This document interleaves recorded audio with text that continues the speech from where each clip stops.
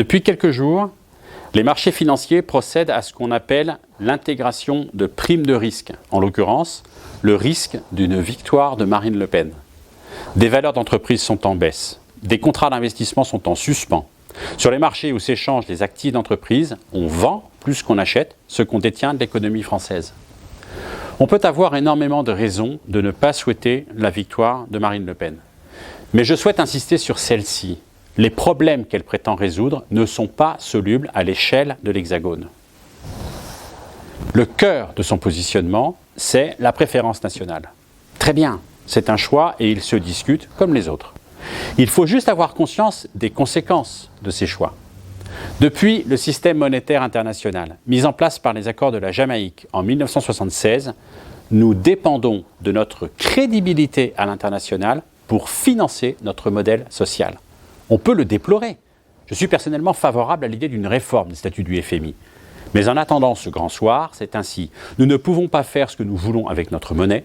Nous empruntons plusieurs centaines de milliards tous les ans. Nous ne pouvons pas faire du keynésianisme tout seul sur notre territoire national.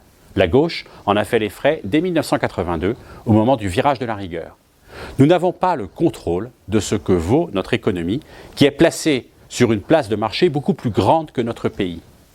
Or, depuis 5 ans, notre crédibilité comme peuple, comme pays, a repris des couleurs.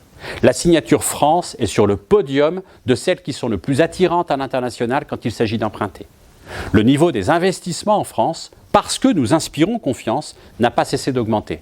C'est grâce à cette confiance que le taux d'activité n'a jamais été aussi haut, que le taux de chômage a baissé, jusqu'à rendre atteignable l'objectif de plein emploi.